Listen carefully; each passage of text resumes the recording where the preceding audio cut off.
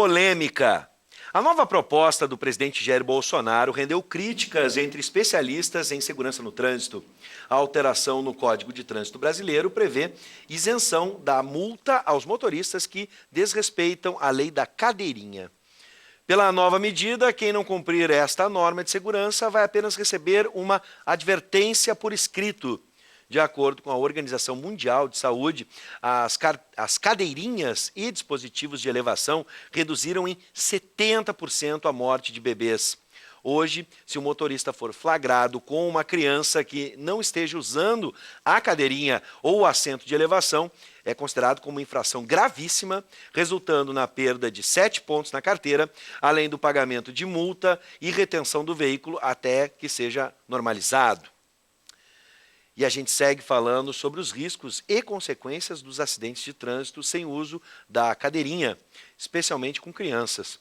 Com a gente, o ortopedista e traumatologista, Dr. Carlos Valiente Ferreira. Seja bem-vindo, Dr. Carlos. Boa tarde ou boa noite. Muito obrigado pelo convite. É uma honra recebê-lo. E o pessoal de casa, se tiver alguma dúvida, pode participar da nossa conversa, né, pelo WhatsApp 99588-2374, apenas mensagem de texto. Pode participar, fique à vontade. Bom, a gente separou alguns dados que mostram como são as leis de uso do equipamento, né? Então vamos começar primeiro para a gente, antes de ir para essa questão, que tipos de lesões ela pode sofrer, uma criança, um bebê pode sofrer numa colisão de veículo, por exemplo, né? E aí concatenando todas as possibilidades, com ou sem a cadeirinha, né? O que muda? Olha, a criança é a pessoa mais vulnerável dentro do automóvel, né? Qualquer, não só automóveis, mas veículos de transporte coletivo também, né? E é um pouco surpreendente essa tendência a se retirar uma coisa que veio e que trouxe muitos benefícios, né? Tu está colocando em risco a saúde e até a vida de uma criança, né? Ao diminuir essa necessidade e transformá-la numa quase que uma observação, né? Então eu acho que isso deve ser visto com precaução, porque é uma política que já foi instituída há muitos anos e estatisticamente essa proposição ela não tem base, né?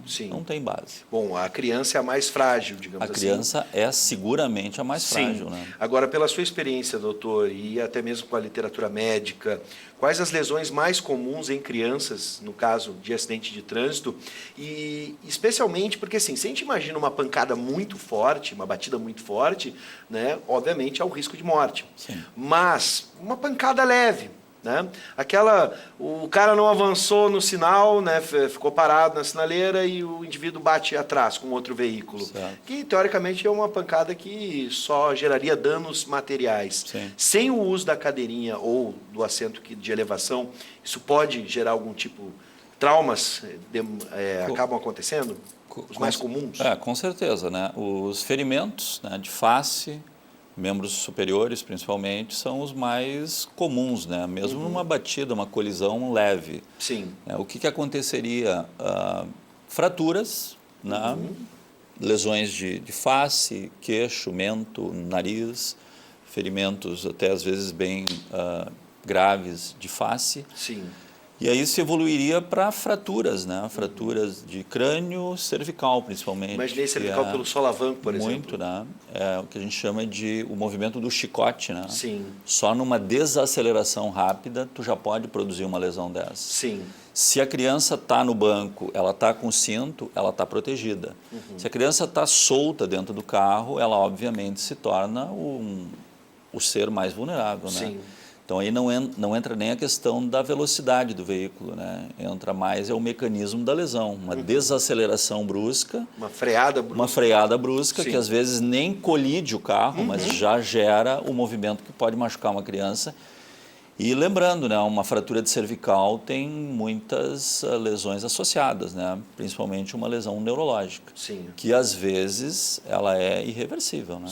Perda dos movimentos das pernas. Perda de movimentos, né? E existem estatísticas que demonstram que, não em crianças, mas em adultos jovens, uma lesão de eixo neural que leve a uma paralisia, é um problema econômico e social, né, para o país no futuro, né? Uma pessoa que demanda um tratamento caro e que, ao ficar afastada do trabalho ou inutilizada, incapacitada para o trabalho, ela se torna um ser que vai demandar assistência e custos elevadíssimos, né, para o resto da sua vida, né? Bom, vamos ver, por exemplo, na União Europeia, tá? Por exemplo, lá é proibido que crianças menores de 3 anos viajem em qualquer veículo sem um assento ou cadeira adequada para a sua idade e peso. Automóveis que não contem com esse sistema não podem realizar qualquer viagem com a criança, tá? Agora, na Alemanha, tá? Crianças de até 12 anos ou com até 1,5 metro de altura devem usar assento apropriado para a idade, sempre no banco traseiro. Agora vamos para a América do Sul, no Chile. Todas as crianças com até 4 anos de idade precisam viajar em cadeiras adequadas às suas medidas. As de até 8 anos devem viajar no banco traseiro dos veículos. Nos Estados Unidos, agora, a coisa é um pouco mais complexa, já que as regras de trânsito variam de estado para estado. Mas na Flórida, por exemplo, um destino muito comum aos brasileiros, né? Miami. Crianças com até 5 anos de idade precisam utilizar cadeiras adequadas à sua altura e peso. A partir dos 6 anos, o uso de cinto é obrigatório e elas devem se sentar no banco traseiro dos veículos. Bom, agora a gente vai ver outra imagem, tá, doutor? Nós temos a imagem do ano passado, quando o príncipe britânico William e sua esposa Kate deixaram o hospital com o filho recém-nascido, o terceiro filho do casal real. Eles acenam para centenas de simpatizantes, a gente vai ver a imagem agora, né, simpatizantes e jornalistas, ao sair do hospital, então segurando o bebê. Logo após, a gente vai ver essa cena agora, William colocou o menino afivelado em uma cadeirinha e só depois entrou no carro, tá? A gente vai ver agora na sequência, depois que eles cumprimentam, né, todo mundo que está ali na saída do hospital, a gente vai ver ele se dirigindo ao automóvel, né? E aí, agora vai aparecer. Aí você vai ver a cena, então, é bem rápido, tá? Prestem atenção. A gente está falando do príncipe William, da família real, que obviamente sabem que dão exemplo, né? Especialmente para a população do Reino Unido. Aí está ele, né, se dirigindo ao automóvel e ele vai realizar o procedimento antes de entrar no carro, né? Vai acomodar o seu filho corretamente. No Reino Unido, é bom lembrar, o uso é obrigatório até os 12 anos, ou então até atingir 1,35 m. Se a criança tiver 10 anos, por exemplo, e não atingir essa altura, vai continuar precisando do assento especial. O corpo de uma criança até 7 anos, período em que ela precisa usar algum tipo de dispositivo extra de segurança no Brasil, pelo menos na legislação atual, além do cinto de segurança, é mais frágil do que um adulto, por exemplo. Fico imaginando até nessas relações, porque ambos, numa freada brusca, vão ser projetados, né? Nesse caso, ambos oferecem risco aos demais do carro. Sim. Né? Mas, no caso da criança, ela é mais frágil, ela realmente corre mais risco? Ela corre mais risco, ela é mais vulnerável às lesões e existe a questão da inércia, né? Um veículo que vem se deslocando a uma determinada velocidade, bruscamente ele muda essa velocidade, a criança ou qualquer pessoa que esteja dentro do carro, ela vai ter um período ali em que ela vai se manter naquela velocidade. Sim. Mesmo que o carro tenha brecado, ela vai continuar na velocidade grande. E isso aí certamente aumenta o risco de ela se machucar e ela ser projetada também para fora do veículo, né? Sim. Que é uma das situações mais graves também, que é quando a criança ou o adulto, qualquer pessoa, sendo projetada para fora do veículo numa velocidade grande, ela pode se chocar contra um outro veículo ou contra um objeto, ou o próprio veículo passar ou atropelar, isso já aconteceu, né? E é bom lembrar que o peso da pessoa projetado pela inércia, ele aumenta, né? Aumenta com certeza. E a desaceleração brusca também, por si só, já pode causar lesões, né? Sim. Concussão cerebral, edema cerebral, numa desaceleração muito acentuada, muito brusca, também ocorre mesmo que a pessoa aparentemente não tenha tido uma lesão externa. Uma pancada, por exemplo, na cabeça. Exatamente. Só o movimento da massa Exatamente. encefálica dentro da caixa craniana. Ah. Bom, tem outra imagem que a gente separou. Não é por acaso que as empresas realizam testes de colisão, chamados crash tests, simulando as consequências destas batidas. Temos algumas imagens para mostrar e vamos pedir que o senhor, doutor Carlos, nos ajude a interpretar quais os riscos em cada caso. Né, a gente vai ver a primeira agora, né, para a gente analisar, né? Vamos ver essa primeira imagem, vamos ver a situação da colisão.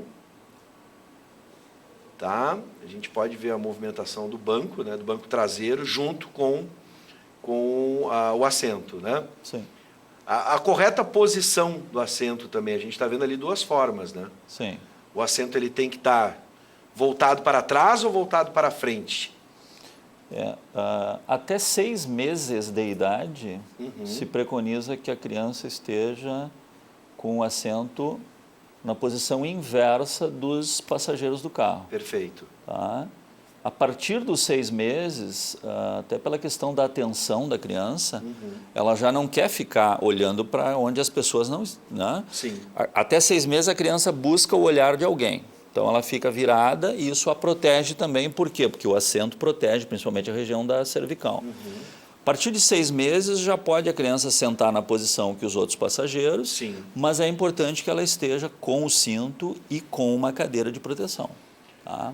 Bom, o diretor-geral do Detran RS, Enio Bach, avaliou alguns dos tópicos e explica quais as consequências das possíveis flexibilizações. Veja só. Toda ação na área de trânsito tem uma consequência. Qualquer mudança no trânsito, em termos de legislação, tem consequências. Por exemplo, o governo quer acabar com a punição para o motorista que não usar a cadeirinha para criança. Bastará uma advertência. Portanto, os maus pais e maus motoristas podem conduzir as crianças agora jogadas no banco de trás ou até no banco da frente. Quantas crianças vão morrer se isso acontecer num acidente, num capotamento? Então é inaceitável, não dá para mexer nisso. Daqui a pouco vão querer liberar, dizer que usar cinto de segurança não é mais infração, deixar de usar o cinto. Nós não podemos permitir que mudanças tenham como consequência o aumento de mortes no trânsito, principalmente quando se fala em crianças, quando está em jogo a vida das crianças. Então, eliminar a cadeirinha e, ao mesmo tempo, propor o fim do exame toxicológico para motoristas profissionais é dizer que os maus motoristas podem, drogados, dirigir por 1 ou 2 dias e colocar em risco a vida das pessoas, sem dúvida, suspender a carteira de motorista de alguém que chega aos 20 pontos por ter estacionado mal, por eventualmente passar numa lombada que é 40 a 48, não é justo. Agora, permitir que um mau motorista chegue aos 40 pontos para daí sim ter a sua carteira suspensa é inaceitável. O motorista que vai para Santa Catarina pela BR-101 a 150 por hora, ele pode ter 5 infrações que vai somar 35 pontos e não vai ter a carteira suspensa. Será que é justo permitir a um mau motorista que anda a 150 por hora, ele cometer 5 infrações e aí só depois disso ter a carteira sujeita à suspensão? Aumentar de 20 para 40 pontos somente é aceitável se nós diferenciarmos os tipos de infrações.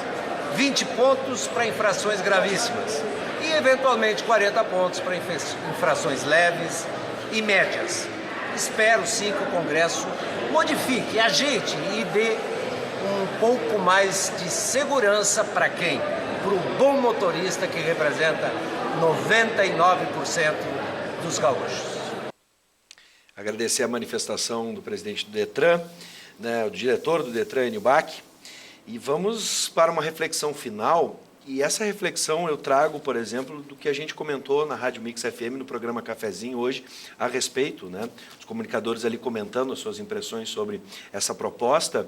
E pegando o gancho ali na fala do diretor Enio Bach, eu fiquei pensando o seguinte: suponhamos que esta medida, né, sobre a cadeirinha seja revista e não seja mais considerada uma infração gravíssima. ele fala em bons motoristas, maus motoristas, bons e maus pais. Acredito que, independente se fosse infração gravíssima, média, o pai e a mãe devem pensar na segurança do seu filho. Então, independente de ser ou não infração, hoje, acho que todo mundo entende que usar o cinto de segurança, a gente não usa para não levar multa. A gente usa por segurança, doutor. A cadeirinha funcionaria da mesma forma, o raciocínio? Não é mais para evitar uma infração, e sim pela nossa vida. Eu concordo. Eu acho que políticas, como ele colocou ali, políticas de trânsito, políticas de segurança, políticas de saúde, elas são embasadas em estatísticas. Né? Não é uma ideia que alguém tirou do ar e vamos colocar em prática. Se a gente pegar os países que têm menores índices de acidentes, o exemplo deveria ser seguido. Né? Sim. Minha opinião pessoal, seria um retrocesso se tirar da questão de necessidade, aí eu não digo nem infração, porque a infração leva à questão da punição. Né? Eu acho que é educativo. Sim. Né? Eu acho que é uma questão muito mais educativa do que ser uma infração ou não. Quando tu preza pela vida humana, e na questão da medicina, quanto dinheiro é envolvido em se preservar vidas humanas? Né? Por que deixar aumentar o número de acidentados e lesões raquimedulares, que se sabe que é um tratamento caro, longo e com resultados, às vezes, não adequados? Tá? Minha opinião pessoal, eu fui presidente da Sociedade Brasileira de Ortopedia e Traumatologia há 2 anos atrás, a Regional Rio Grande do Sul. A nossa Sociedade Brasileira de Ortopedia, uma das coisas que se tem lá são políticas de saúde. E certamente nas políticas de saúde, a prevenção, evitar esse tipo de lesão é extremamente importante. Então, do ponto de vista médico, esse tipo de diminuição de gravidade, sem que haja um embasamento estatístico, e não há, Sim. seria de maneira muito inadequada, vamos colocar assim, como uma política.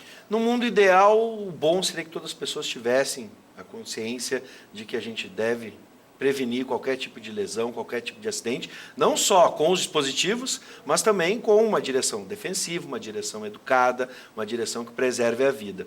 A lei está aí para justamente tentar adequar aqueles que não seguem esse perfil educativo. Lembrá-los, exatamente. Mas o senhor disse muito bem, o mundo ideal seria que todas as pessoas tivessem essa consciência, e aí essa infração automaticamente não existiria, porque todos seguiriam, né, a mesma ordem, a partir de todo o saber médico, que hoje a gente teve contato com o Dr. Carlos Valiente Ferreira, ortopedista, traumatologista, que aí nos ajudou a entender por que a cadeirinha é tão importante. Não é para evitar a multa, gente, é para salvar vidas. Educativo. Exatamente. Doutor, seja sempre bem-vindo, prazer. Muito obrigado por nos trazer a informação. Muito obrigado pelo convite.